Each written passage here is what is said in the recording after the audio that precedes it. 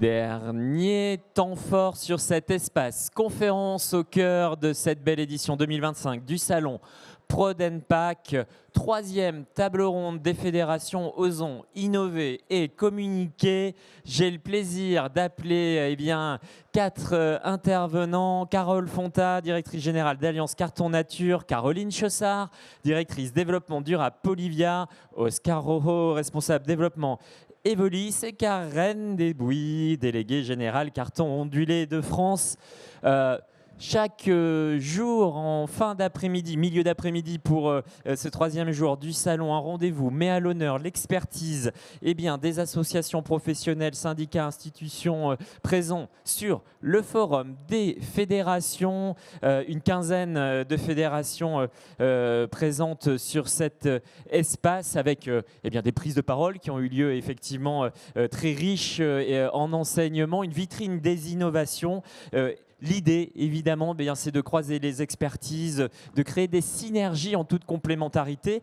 Aujourd'hui, quatre intervenants. Karen Desbouis, bonjour. Vous êtes déléguée générale de Carton Ondulé de France. C'est une fédération qui regroupe, comme son nom l'indique, les fabricants de carton ondulé, 6 groupes adhérents, 62 usines sur tout le territoire. Vous représentez environ 70%, même plus, de la production française. Une transformation dédiée aux emballages. Ils sont très présents évidemment sur Prodenpac ou bien vendus directement à des transformateurs qui effectivement feront les emballages par eux-mêmes. À vos côtés, Oscar Rojo, bonjour. Vous êtes responsable développement Evolis. Evolis, c'est une fédération qui regroupe 450 adhérents, 390 sites industriels. C'est le plus grand syndicat de la fédération mécanique. C'est l'organisation professionnelle des biens d'équipement. Vous valorisez les savoir-faire industriels, cela de façon large, du BTP du bâtiment jusqu'au digital, en passant par les process, l'automation, la robotique. Et vous, justement, Oscar, vous êtes en charge de 2 groupes industriels, le process industriel et l'automatisation, robotisation. À vos côtés, Caroline Chaussard, bonjour. Vous représentez Polivia en tant que directrice du développement durable. C'est le syndicat des transformateurs plastiques et composites, représentatif de 85% du secteur, avec tous les secteurs, emballage, mais aussi automobile, santé par exemple. En tout cas, une vision d'ensemble de la plasturgie, 480 adhérents emballage sur 1300 adhérents au total. Et puis directrice RSE et responsable du marché emballage. Vous pilotez la feuille de route pour les emballages plastiques. Et enfin, Carole Fonta. Bonjour Carole. Bonjour. Directrice générale d'Alliance Carton Nature. C'est une organisation qui existe depuis 1990, qui regroupe les principaux fabricants de briques alimentaires en France. Vos missions, contribuer à l'amélioration de la collecte, le recyclage de ces emballages. Vous défendez les spécificités du secteur dans un contexte réglementaire extrêmement complexe, mouvant. Enfin, on en a largement parlé sur cet espace conférence. Et puis la communication.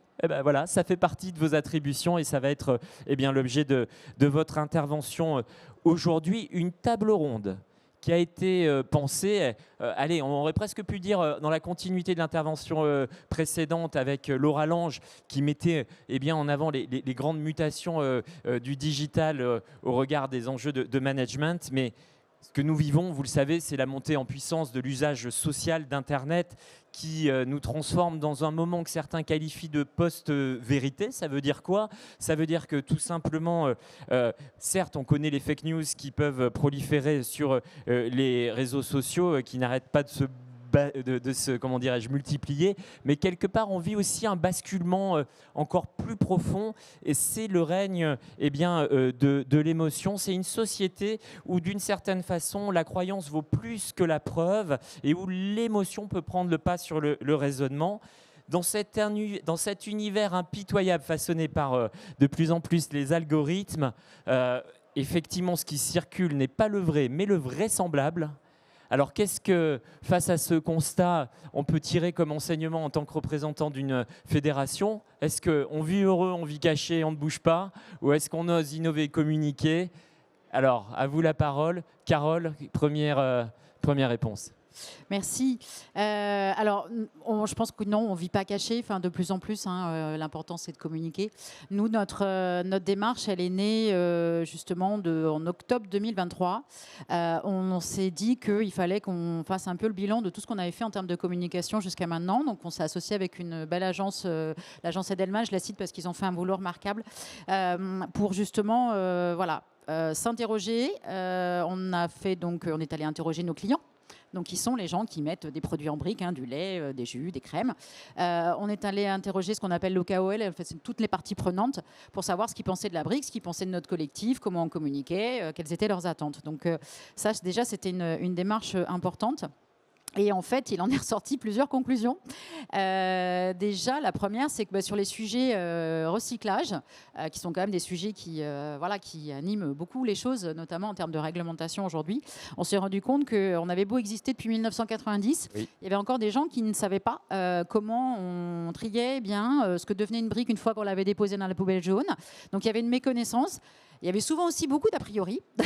Donc, on s'est dit, ça veut dire qu'il faut qu'on continue et qu'on communique certainement différemment. Donc, j'y viendrai peut-être tout à l'heure en vous expliquant ce qu'on a fait. Et le deuxième axe, c'est qu'on a un emballage qui est présent dans le quotidien des Français depuis les années 60. La brique alimentaire, elle est apparue avec le lait, avec les procédés de stérilisation à l'époque. C'est un emballage qui est très répandu, sauf qu'on a quelqu'un qui nous a dit, dans tout ce qu'on a entendu, la brique, elle a des super atouts. C'est un super emballage. Voilà. Sauf qu'en fait, elle est tellement ancrée dans notre quotidien qu'on la voit plus.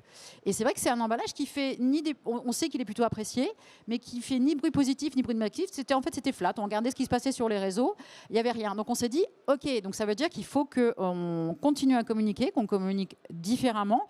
Et donc l'objectif de ce qu'on a fait, c'était pour rappeler, notamment aux consommateurs, que la brique, il en avait pas seulement dans le lait, dans le jus, mais dans une diversité de produits. Des enjeux de perception, de visibilité. Tout à fait. Alors, Caroline, quid des représentations autour du plastique ? Alors, je pense qu'on est un peu tous, on connaît tous le contexte du plastique. Vous parliez d'émotion, Pierre, tout à l'heure. Donc, l'emballage plastique est un sujet émotionnel. Et moi, quand j'ai rejoint Polivia, il y a maintenant un peu plus de 2 ans, l'idée, c'était d'un petit peu faire poser des questions, de comprendre en fait qu'on n'utilise pas, qu'on ne développe pas un emballage en plastique pour polluer, qu'on va répondre à des usages et d'amener différentes cibles, et je pourrais effectivement en parler tout à l'heure, à réfléchir mais autour d'une base concrète de données solides sur lesquelles on pourrait se baser, puisque quand on est sur l'émotion, justement on se base sur pas grand-chose. Et donc voilà, on a réalisé une démarche assez structurante pour la filière. Alors, on est au démarrage, mais effectivement, quand on voit aujourd'hui que le consommateur se détourne des plastiques, les industriels, les metteurs en marché se détournent également, que les réglementations... Dans la réglementation, on peut lire qu'à partir du moment où un emballage est recyclable, alors quel que soit le matériau, il pourrait remplacer l'emballage plastique. Donc on a voulu remettre un petit peu de rationnel là-dedans pour au moins se poser les questions, comprendre ce qu'on doit regarder. Est-ce qu'on doit regarder seulement la recyclabilité, qui est un fort enjeu de PPWR, mais est-ce qu'on doit aussi ne pas regarder d'où viennent les matières, comment est-ce qu'on les transforme, et pas seulement potentiellement l'impact carbone, mais un ensemble d'impacts. Donc voilà, on a voulu essayer de ramener un peu de questionnement et de rationnel dans toute cette émotion qui tourne autour du plastique et qui est un peu ambivalente. Je pense qu'on entend tous, on voit tout ce qui se passe autour de Chine, par exemple, en ce moment. Exactement. Voilà, donc c'est comment est-ce qu'on rétablit des éléments rationnels, effectivement, dans cet univers, notamment, effectivement, des réseaux sociaux où, et pas seulement, où l'émotion prédomine. Karen, alors, pour le papier carton, finalement, là aussi, est-ce que le constat est partagé, bien sûr, avec sans doute des nuances, mais les idées reçues, est-ce qu'elles existent ? Non, le constat, il est complètement partagé. On vit dans une époque qui aime la simplicité, clairement, et dans une époque, dans une France qui aime détester un peu ces entreprises et particulièrement ces entreprises industrielles. Donc effectivement, on entend énormément d'idées reçues, d'analyses dogmatiques, d'idées préconçues, parce que les gens ne connaissent pas l'industrie. Et ce qui est problématique, à notre sens, et je pense que mes collègues vont le partager, c'est que ces idées reçues, on les entend aussi dans la sphère publique. C'est-à-dire parmi ceux qui vont décider des réglementations qui vont régir les activités qu'on représente tous les jours. On a beaucoup parlé du règlement PPWR sur ce salon ProDenPack et sur cet espace conférence. Et parfois, effectivement, il y a des termes, des problèmes de définition qui sont aussi la conséquence de ces idées reçues. Oscar, au fond, vous représentez, alors c'est un autre sujet parce que finalement, vous représentez les biens d'équipement, les process, mais la question qui est en jeu, c'est la représentation de l'industrie et peut-être de l'usine dans l'esprit des Français. Oui, nous sommes alignés tout à fait avec tous mes collègues ici. Mais il y a un seul mot qui me vient à l'esprit, c'est la confiance.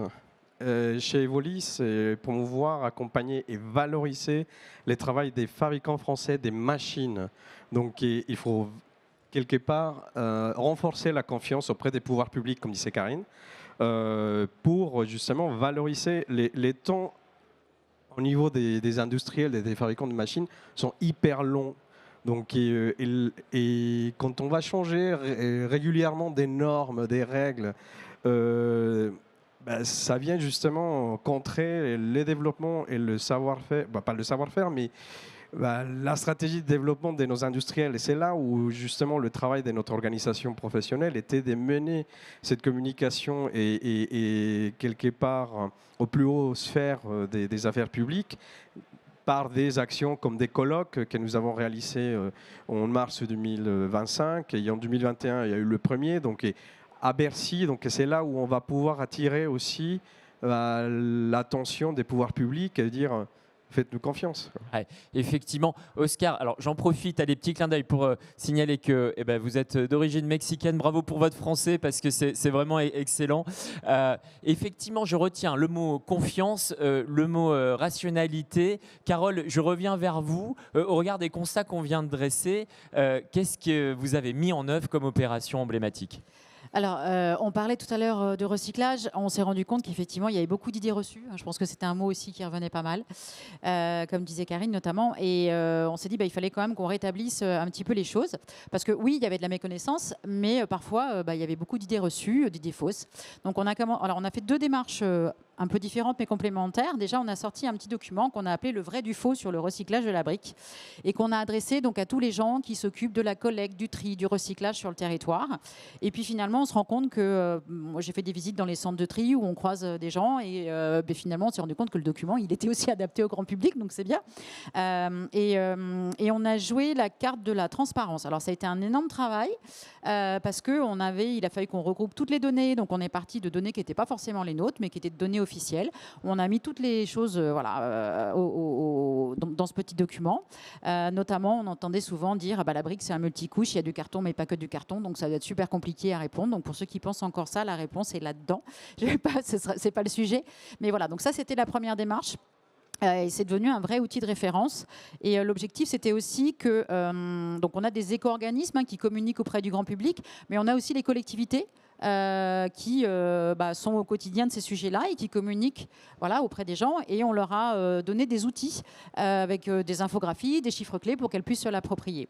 L'autre côté, donc, c'était le grand public, puisque je disais tout à l'heure qu'on s'est rendu compte que notre emballage était plutôt apprécié, mais qu'en fait, il était limite devenu invisible, tellement il était dans notre quotidien.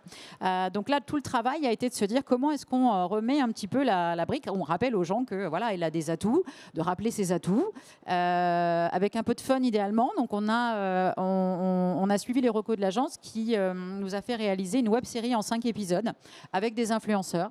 Et c'est vrai qu'on s'est rendu compte que finalement c'était un super support parce qu'on a travaillé avec des gens dont le métier est de s'adresser au grand public, contrairement à nous où nous, associations, on est autour... plutôt d'institutionnels. Et donc là, on leur a fait confiance. Donc on a gardé des verbatims parfois. Je vous invite à aller voir C'est dans la brique si ça vous intéresse. On a fait un peu le grand écart entre du wording, des messages parfois un peu crus ou des visuels, des choses. Mais on a fait confiance à ces gens-là et le résultat est super. Et par contre, le gros travail qu'on a eu, c'était de mixer Parce qu'il fallait rester crédible quand même. Donc c'est ce que disait Caroline, c'est que derrière tout ce travail-là, on a eu de la pédagogie. Ça, c'est ce qu'eux nous ont apporté. Et c'était très riche. Et nous, on était dans notre rôle d'expert. On a fait intervenir des experts pour être plus crédibles. Donc jouer entre émotion et crédibilité. Et on est allé chercher des preuves à l'appui. C'est-à-dire que pour des ACV, effectivement, des choses, des chiffres qui étaient... voilà, pour qu'on reste crédible par rapport à ces messages-là. Alors, on va rentrer plus dans le détail des web-séries dans un second temps, mais effectivement, c'est intéressant de bien voir qu'il y a bien deux leviers. Un levier tourné vers les prescripteurs, d'une certaine façon. C'est tout l'intérêt du vrai, du faux, et puis du toolkit dont vous avez parlé à destination des collectivités. Et puis le grand public avec cette web-série extrêmement innovante, et on va prendre le temps d'en reparler. Je me tourne vers Karen. Elle est sur le côté, justement, prescripteur. Comment vous avez travaillé pour poser certains faits de façon très objective?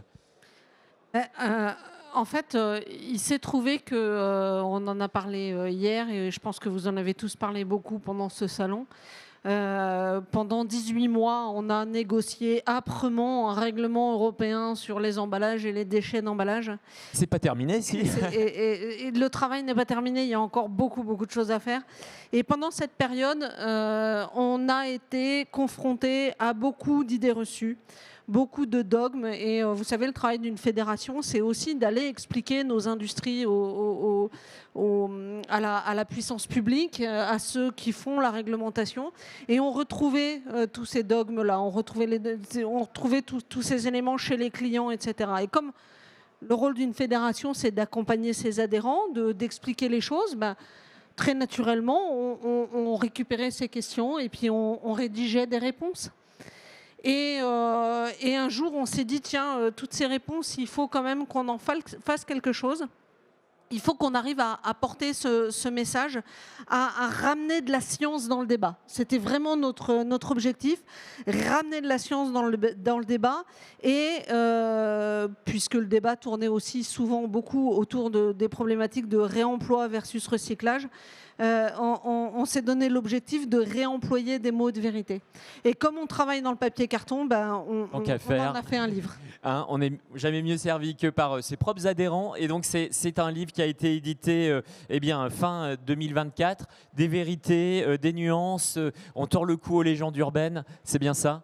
C'est ça. Ça présente 11 vérités pour poser le débat de l'économie circulaire. 5 nuances pour nuancer certains propos.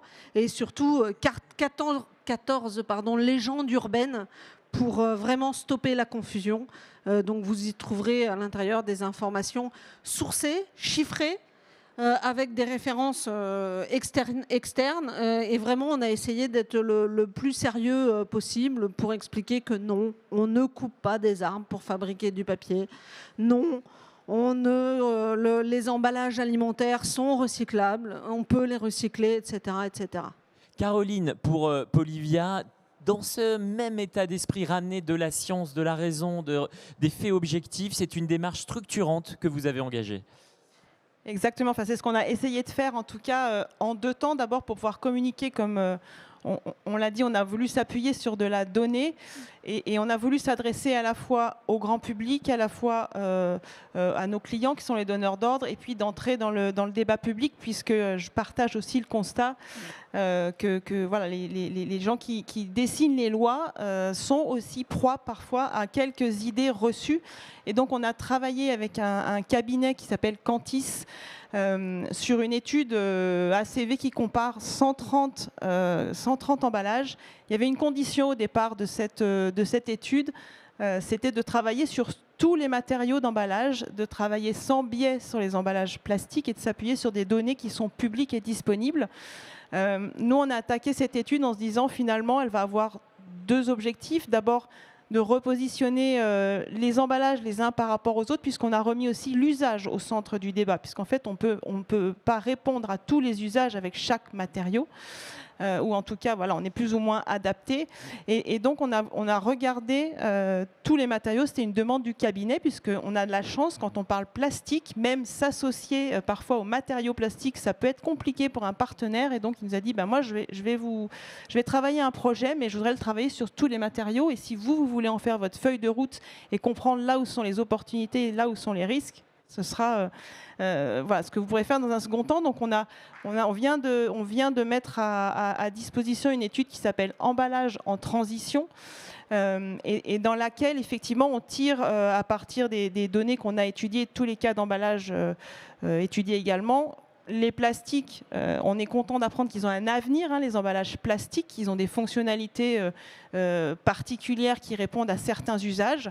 Ils sont souvent dans les emballages les moins impactants. Je pourrais revenir après sur les limites de l'ACV, mais les moins impactants quand on regarde le score unique, donc qui prend en compte différentes dimensions. En revanche, on a clairement un challenge de circularité. Et donc déjà, cette étude nous permet de repositionner le débat. Ensuite, on va aller s'appuyer sur cette étude. En janvier, on va lancer une campagne qui s'adresse au grand public avec des communications tournées sur l'humour, mais qui amèneront, on espère, à se questionner et qui ramèneront sur un site internet dédié avec des vidéos, avec pas mal de choses pédagogiques qui pourra aussi être utilisé par les autres cibles. Et puis, voilà, on porte cette étude et ce support auprès des pouvoirs publics, auprès de tout notre écosystème. Et pour nos membres, hein, puisqu'on accompagne nos membres, on espère que ce sera vraiment un outil sur lequel ils pourront s'appuyer pour discuter avec leurs clients et ne pas systématiquement écarter le plastique, qui est loin d'être voilà, le mauvais matériau pour tous les cas d'usage. En tout cas, effectivement, une véritable base de données basée sur l'analyse de cycle de vie et multimatériaux, ce qui donne de la force effectivement à cette étude. Tourné vers les prescripteurs, conférences de presse, ça a été communiqué vers les pouvoirs publics, les éco-organismes, et en janvier, le grand public. Alors, Oscar, un des enjeux pour l'attractivité de l'industrie, eh bien, c'est notamment d'aller vers les jeunes générations. Vous faites partie, comme d'autres, hein, du CNE, du Conseil national de l'emballage, et en la matière, il y a un concours qui est particulièrement pertinent et tourné vers les jeunes générations. Oui, tout à fait. C'est le concours Emballé 5.0 où Evolis participe activement à accompagner des groupes de jeunes étudiants, notamment dans la conception du packaging du futur. Mais avant ça, j'aimerais juste rajouter, tout à l'heure j'ai entendu parler de science. Nous, la science est ramenée par nos propres adhérents, c'est-à-dire ce sont les industriels qui vont apporter la science par l'innovation. Et le travail d'Evolis, donc, c'est de faire savoir, le savoir-faire de ses adhérents, donc, et qui ont tout à fait en alignement avec tout ce qui est dit ici. Donc, et maintenant, pour revenir, bah oui, la filière industrielle de l'emballage, c'est une filière sexy pour les jeunes. C'est une filière qui est extraordinaire en termes d'innovation, propre, qui évolue en permanence et qui ne se concentre pas uniquement en France. Aujourd'hui, il y a par exemple, les jeunes qui souhaitent partir voir des nouveaux horizons, je pense que le meilleur moyen de voyager, c'est par le packaging, par la filière de l'emballage. Donc, et aussi, il y a le côté R&D, il y a le côté innovation, il y a le côté découvert que nous travaillons, en tout cas, pour attirer de plus en plus des jeunes. Et vous participez au concours 5.0 en tant que membre du CNE. Oui, tout à fait. Donc là, des groupes des instituts universitaires techniques que j'accompagne depuis 2 ans, avec une super énergie qui essaye d'analyser et d'apporter en tout cas des évolutions positives à l'emballage, mieux pensé. Et oui, donc là, on a... Ça a lieu tous les ans, donc à la Paris Packaging Week, donc qui a lieu en janvier, si je ne me trompe pas, donc à Paris. Et oui, et donc des jeunes générations qu'on touche également en allant sur les réseaux sociaux. Carole, alors cette web-série, ce qu'il faut souligner, c'est qu'on allie transparence, des vérités objectives, mais aussi de l'humour. Enfin voilà, c'est quelque chose de vraiment très très sympa à regarder. Oui, bah, c'est comme ça que ça a été conçu et c'est vrai que je parlais de grand écart. Voilà, c'était un vrai grand écart. Voilà, moi quand j'ai présenté la version, les premières versions en même temps, je me suis dit oups, j'espère que ça va leur plaire. Et puis en fait, ils étaient tous super contents et le côté positif, c'est qu'on a réussi aussi à embarquer les marques puisqu'il fallait qu'on monte de la brique, pas seulement l'emballage, mais aussi les produits pour que les gens s'identifient aux produits qu'ils consommaient. Et tout le monde était super content parce que on est allé sur plusieurs messages, on est allé sur la diversité des produits, on est allé sur le recyclage, on est allé sur l'histoire de la brique, rappeler des choses comme ça, la cuisine. Et donc, on a vraiment replacé cet emballage-là dans le quotidien. Et on a eu des super beaux résultats, tant quantitatifs, puisque, alors, je ne sais pas si ça va vous parler, mais on s'était fixé des objectifs. On a eu 39 millions d'impressions, 12 millions d'utilisateurs uniques, c'est-à-dire vraiment une seule personne touchée. On avait créé aussi ce qu'on appelle une page d'atterrissage, donc en anglais une landing page avec des messages sur la brique. On a eu 265 000 clics. Sachant qu'on était quand même sur du LinkedIn, du TikTok, YouTube, etc., enfin sur des réseaux sociaux, et y compris sur TikTok, qui est quand même, voilà, pour les jeunes, le truc où on scrolle en permanence et puis on passe 2 secondes.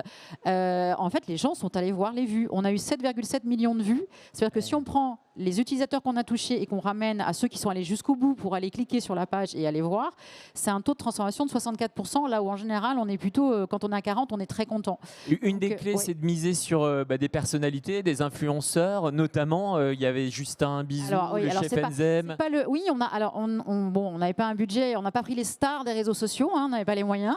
Et malgré tout, on a pris des gens qui étaient capables de faire passer des messages en restant eux-mêmes, en s'adressant à leur communauté. Alors, on a mis un petit peu de paid, hein, évidemment, il y a du financement derrière tout ça, parce que la brique alimentaire, c'est pas le truc où les jeunes vont se dire, tiens, d'un seul coup, je vais aller regarder ce qu'on raconte sur la brique alimentaire sur mon téléphone. Mais finalement, le côté humour, le côté vraiment, enfin, la manière dont ça a été fait, la modernité avec laquelle ça a été fait, je pense que c'est assez innovant, en tout cas dans le monde de l'emballage. Ça a attiré beaucoup de monde et on a même fait une étude qualitative derrière les chiffres qui étaient excellents, auprès de 500 personnes. C'est-à-dire on leur a posé tout un tas de questions avant exposition à la campagne, et puis après on a posé les mêmes questions après exposition à la campagne, et là aussi, et même l'agence nous a dit sincèrement, on ne s'attendait pas à de tels résultats. Les gens nous ont dit une campagne déjà super bien accueillie, sur le côté intéressante, informative pour 94%, et notamment sur les sujets, parce qu'on a mis un petit peu de tout, hein, en fait, mais tout ce qui est recyclage et conservation des produits. Ça, c'est les choses en fait où les gens ont été le plus réactifs. Sur la connaissance, en fait, on s'est rendu compte qu'on avait quand même gagné plus 13 points en termes de connaissance vraiment des gens par rapport aux informations qu'on leur a données sur la brique. Perception positive aussi. Et surtout, là où on ne s'attendait pas, ce n'était pas forcément l'objet de la campagne, mais à la fin, on avait quand même une question qui était de dire, voilà, qu'est-ce que vous pensez de la brique? Et on a 84% des gens qui, du coup, nous ont déclaré, même avec leur propre verbatim, que pour un même produit, si on a le choix, en fait, considérait qu'il fallait mieux prendre de la brique.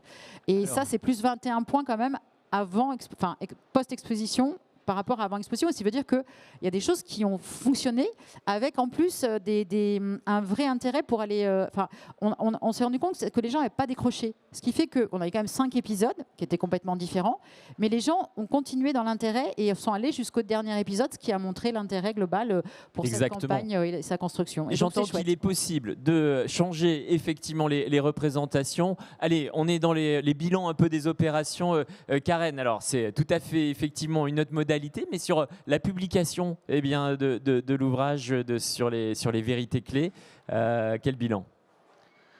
Alors écoutez, un bilan positif parce qu'on a un support qui nous permet de revenir sur tous les fondamentaux. Maintenant, le fact-checking, c'est pas spécifique à l'emballage, hein. Oui. C'est long.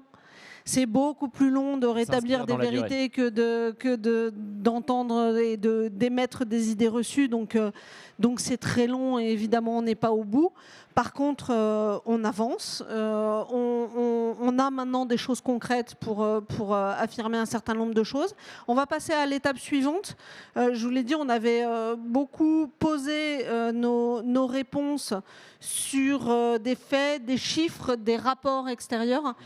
Tout ça, ça bouge, ça se publie tout le temps, ça se met à jour, etc. Donc on va passer une version web qui nous permettra de toujours donner la pointe de l'information. Et on sera rejoint là-dedans par tous nos camarades de l'emballage papier-carton. Donc on se regroupe tous ensemble. Et peut-être qu'un jour, on pourra dire oui, ça y est, on a battu toutes ces idées reçues. Ah oui, et en tout cas, on comprend l'idée, c'est un site web, mais un site web de référence pour essayer d'avoir un point clé d'ancrage pour chercher les infos sur vos filières. C'est bien ça. Caroline, le bilan de votre action et puis les évolutions, les perspectives à attendre. Alors en termes de bilan, il est encore un peu tôt puisqu'on vient, on a partagé cette étude qui est disponible d'ailleurs sur notre site internet, adhérent ou pas, disponible pour tous le 1er octobre. Et comme on vient de le dire, c'est assez lent. Maintenant, on a un vrai outil sur lequel on peut communiquer et s'appuyer. On a vu l'ADEME qui a finalement sorti une étude ACV qu'on attendait depuis un moment et qui montre quand même que la bouteille, alors on reste sur la bouteille en plastique qui n'est pas le seul emballage du tout, mais que la bouteille en plastique à usage unique reste compétitive en termes d'impact environnemental par rapport à du verre réemployé. Il y a d'autres études qui arrivent petit à petit quand même et qui semblent aller dans le sens de ce qu'on a eu comme conclusion aussi, c'est-à-dire que chaque matériau est, quand il est associé à un usage, est adapté à un usage, adapté à des propriétés. Finalement, on va bien avoir toujours besoin de plastique dans nos emballages. Là où on ira peut-être un peu plus loin, ou en tout cas qu'on continue de suivre, on sait qu'une ACV, si elle suit les émissions de particules fines, et ça on n'en parle pas forcément énormément, mais chaque matériau en fonction de des propriétés, enfin en tout cas ses process, etc., de son poids, participe plus ou moins à des émissions de particules fines. On a les microplastiques pour les plastiques, mais il faut regarder l'ensemble. La question au fond, c'est est-ce que la CV est la bonne méthode ou la seule méthode à utiliser pour rendre objectif? La CV est la seule méthode aujourd'hui. Le plastique, c'est aussi un matériau qui est jeune et donc sur lesquels il y a des études qui se multiplient sur les microplastiques, sur les substances. Il y a eu le CNRS qui a sorti une étude bibliographique. On voit qu'on a beaucoup on a des signaux, on cherche encore les méthodes sur lesquelles on puisse vraiment s'appuyer de manière rationnelle. Et puis en Europe, on a quand même la réglementation la plus stricte au monde. Et en termes d'alimentarité, les plastiques sont les seuls à avoir une réglementation harmonisée à la fois sur les matières premières vierges et sur les matières premières recyclées. Donc en fait, on est aussi le matériau le plus surveillé. Et finalement, c'est aussi un sujet qu'on aborde beaucoup avec les pouvoirs publics et l'Europe en ce moment, mais de produire des plastiques en France et en Europe, c'est aussi une manière de mieux produire les plastiques. Donc voilà, il y a plein de sujets de conversation, certains sur lesquels, maintenant, environnementalement parlant, on a un constat qui semble être partagé par plusieurs acteurs et on va bien sûr continuer à suivre le reste. L'idée étant bien sûr d'assurer aux consommateurs la meilleure sécurité. Mais déjà, si tout le monde respectait REACH et les mêmes règles du jeu, on aurait un premier cadre qui serait plus stable et plus sécurisé. Oscar, même question sur le bilan et les perspectives. Alors le bilan, il est aussi prématuré encore, notamment parce que, comme je l'expliquais, les temps sont longs et il y a des réglementations qui arrivent. On n'est pas encore pour la PPWR, ça commence justement et on n'est pas au bout. Pour la partie filière des formations et attractivité de métier, le bilan, ça sera très positive lorsqu'on aura une filière digne, notamment des formations, du packaging, et puis aussi qu'elle puisse être à une échelle internationale. Donc ça serait le moment où on pourrait éventuellement faire un bilan, mais aujourd'hui on travaille. On travaille d'une manière permanente, régulière, avec nos actions des pouvoirs publics, avec des notes de position pour convaincre les autorités sur la confiance, justement. Et on parle de l'ACV, donc cette analyse de cycle de vie va accompagner aussi nos adhérents à réaliser ces études d'analyse et des indicateurs, parce qu'aujourd'hui, je pense que, comme disait Caroline, c'est important. Donc c'est le seul moyen et continuer à identifier les bons indicateurs. Entendu, c'est clair. Et Carole, vous ne nous avez pas dit si une nouvelle web-série est au programme? C'est à l'étude. Je reviendrai l'année prochaine. Entendu, rendez-vous est pris l'année prochaine ou dans 2 ans pour ProDenPack 2027. Et Karen, la suite, est-ce qu'il peut y avoir d'autres... Alors on a parlé du site web, mais d'autres initiatives pour aller dans le sens de rendre objectif effectivement vos actions? Il y en aura certainement, puisqu'on a titré notre ouvrage « La lettre de l'économie circulaire » et c'est le numéro 1. Ah, très bien. Bon, au moins, on en appelle effectivement de nouveaux numéros sont attendus. On en appelle d'autres. Eh bien, très bien. Merci à nos intervenants. Vous pouvez les applaudir pour leur effort de communication, de transparence sur les actions engagées. On a le temps pour des questions qui peuvent être adressées. Est-ce qu'il y a des questions dans la salle? On peut peut-être prendre un des micros présents sur la table ronde. N'hésitez pas. Alors, une première question. Non, oui, allez-y, devant. Merci de vous présenter avant de poser votre question. Bonjour à tous. Donc, je suis élève à l'ENSAIA, c'est une école en agroalimentaire en spécialité packaging. Donc, on est un peu sur la transition environnementale, etc. J'ai une petite question au niveau de Madame Chaussard. Ah non, Chaussard, Oui. d'accord. Au niveau du plastique, donc par rapport au PPWR, à la GEC, au 3R, et on va dire qu'en France, en Europe, on a un peu une guerre contre le plastique. J'ai envie de savoir un peu comment vous réussissez à convaincre le consommateur, parce qu'en fait, derrière le consommateur, il voit toutes ces règles sur le plastique. On empêche le plastique jetable, on empêche tout sur le plastique, au niveau de l'environnement, au niveau de la pollution des eaux, des microplastiques qui s'accumulent au niveau des organes. Tout ça, ça fait peur chez le consommateur. Donc on est un peu en guerre, comme dit si bien notre président de la République. Mais donc, je voulais savoir comment vous réussissez à rassurer le consommateur derrière. Voilà. Alors, comment on réussit à le rassurer? Déjà, on va lancer notre campagne de communication qui va s'adresser aux consommateurs. Jusque-là, on ne l'a jamais fait. Quand on regarde effectivement tout ce que vous venez de dire sur les plastiques, alors la réglementation, on y voit une opportunité en fait. Là, dans l'étude qu'on a publiée, on a appliqué la réglementation PPWR évidemment et d'autres réglementations qui concernent le carbone par exemple.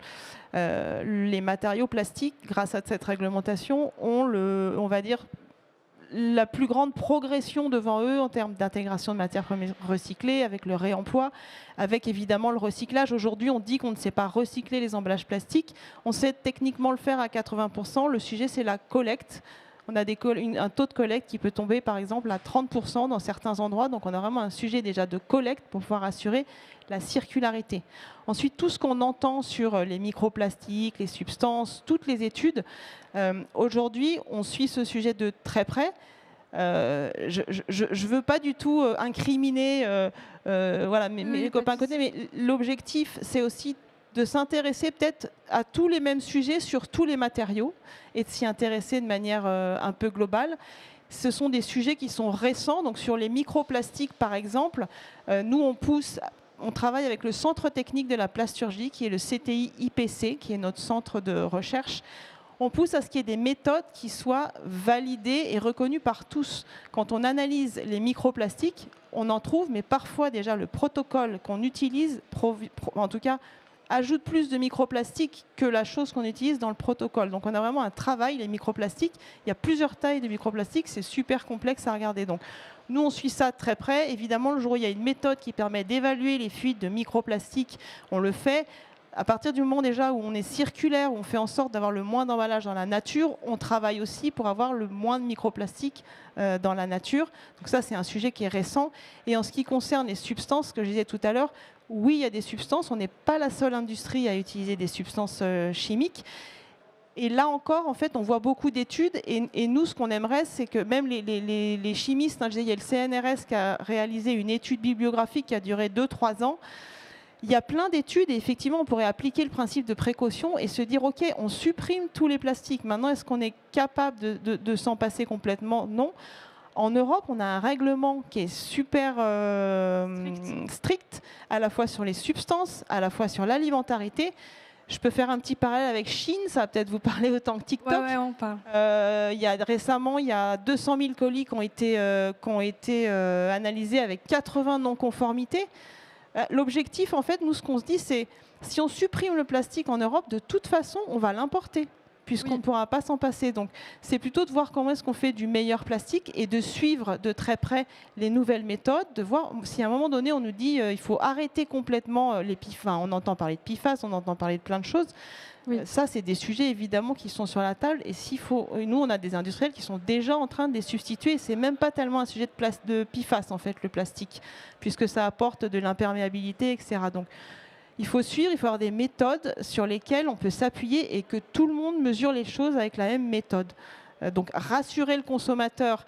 Il faut faire en sorte qu'on puisse continuer à produire des choses en Europe et qu'on contrôle déjà ce qui vient à l'extérieur et puis qu'on continue la recherche et le développement. Aujourd'hui, vraiment, si on regarde tous les jours, moi je suis là depuis 2 ans, on peut avoir une newsletter plastique tous les jours. Ce n'est pas forcément le cas sur tous les matériaux. Donc, en étant les plus surveillés, on devrait arriver à progresser aussi rapidement. Mais on est un matériau finalement qui est aussi nouveau. Et donc, il faut laisser le temps aux différentes méthodes à se mettre en place et qu'on puisse faire mieux sur ce matériau. Ok, merci beaucoup. D'autres questions suite à ces interventions? N'hésitez pas à vous signaler. Ah ben, on peut continuer, mais oui, bien sûr, c'est fait pour ça. Moi, j'ai une petite question sur la brique. Donc, vous nous avez parlé, on va dire, du carton, etc. La brique, il y a une couche d'aluminium qui est dedans. Et bon, ça doit être écrit, je pense, dans les... Donc, je ne vais pas essayer de trop spoiler, mais au niveau de la recyclabilité, on en est à où? Ça fait partie des questions effectivement auxquelles on répond parce que c'est une question qu'on a l'habitude d'entendre. Alors nous on a arrêté d'utiliser le mot brique carton parce que non, il n'y a pas que du carton dans la brique et on explique aux gens du coup dans toute cette campagne à quoi ça sert. Parce qu'effectivement la brique c'est 75% à peu près de carton, mais on a aussi du plastique. Le plastique, pourquoi? C'est parce que c'est la barrière. On a besoin un peu de plastique quand même, même si les fabricants que je représente essaient d'utiliser du plastique d'origine végétale en substitution aux fossiles, qui est déjà mieux. Voilà. Et ça, c'est pour l'étanchéité des liquides. Et l'aluminium, c'est simple, l'aluminium, c'est la meilleure barrière à l'air et à la lumière qu'on puisse avoir. Vous allez prendre quelque chose qui ne sent pas bon, donc, vous faites une boule, vous mettez dedans, en fait, il n'y a rien qui sort. Donc le souci, c'est qu'effectivement, après, quand on essaie de réduire l'impact environnemental, là, il y avait sur le village des fédérations, puisqu'on était tous ensemble au fond du salon là-bas. Moi, j'ai des membres qui essaient de développer des solutions sans aluminium pour réduire l'impact environnemental, tout en ayant la même durée de conservation, puisque quand on a des produits sensibles comme le lait, l'aluminium, si on veut avoir 12 mois de conservation, c'est compliqué de l'enlever. Mais on y arrive. Et si j'en viens à la recyclabilité, en fait, la brique, quand elle est mise dans la bonne poubelle jaune, elle arrive, elle part, elle va dans des centres de tri, et après, elle va chez des recycleurs. Les recycleurs, c'est des pas petits recycleurs. Ils la mettent dans un pulpeur. Donc, c'est une espèce de grande cuve remplie d'eau, un gros blender. Par brassage mécanique, il n'y a pas de produit chimique. En fait, on arrive à séparer la fibre du carton qui se dissout dans l'eau. Donc, eux, ce qu'ils font, c'est qu'ils la pressent, ils la sèchent, ils refont des produits en papier carton. Et le reste, donc les fines couches, parce que c'est des petites couches. L'aluminium, dans la brique, c'est l'épaisseur d'un cheveu, c'est à peu près environ 1 gramme sur une brique de 26 grammes environ. Ils le récupèrent. On en fait un nouveau produit. Ce nouveau produit, on appelle ça le polyal parce que c'est le polyéthylène, donc le plastique plus l'aluminium. Et on en fait du mobilier urbain. On fait des palettes. Il y avait une petite lampe que j'avais sur le stand. Alors, je ne l'ai plus, elle est dans mon sac. Mais on arrive à faire des choses avec ça parce que l'idée, c'est d'aller jusqu'au bout de la recyclabilité. Aujourd'hui, toute la fibre, elle est recyclée. Si on prend la composition d'une brique. Et sur ce fameux polyal, plastique et aluminium, on est à peu près à 50%. Ce qui veut dire que si on prend l'intégralité d'une brique, sachant que le polyal, cette partie-là, c'est 25%, on n'est pas si mal au final sur le recyclage. Et puis moi, il y a un exemple que j'aime bien citer, qui est cité dans le document. Vous connaissez, j'imagine, le Futuroscope. Les bancs du Futuroscope ont été refaits parce qu'ils cherchaient un matériau recyclable très résistant. Et ils sont en polyal. Donc les 13 km de bancs du Futuroscope ont été faits en briques recyclées. Voilà. Ok, merci beaucoup. Merci à vous. Eh bien, écoutez, on a le temps pour une dernière question. Si c'est le cas dans la salle, n'hésitez pas à vous signaler. Eh bien, si on a fait le tour des questions, il me reste à remercier nos 4 intervenants et intervenantes. Merci à vous. Vous pouvez les applaudir pour leur transparence et leur prise de parole. Eh bien, alors Karen, un dernier mot. Je voulais juste vous dire que ce soit Carole ou moi, on vous a apporté de la documentation si vous voulez repartir avec. Eh ben, très bien, le message est passé. Ben, c'est terminé pour les conférences de ce ProDanPack 2025. Rendez-vous en 2027. Dans 2 ans, Merci donc à pas vous. un an. Mais juste pour un petit mot de la fin, du coup, quand on voit le titre, j'aurais tendance à dire osons innover et communiquer. Et puis aussi grâce à la nouvelle génération qui s'intéresse à l'emballage. Moi, je trouve ça un métier passionnant et en pleine mutation. Donc voilà, n'hésitez pas. Merci à vous.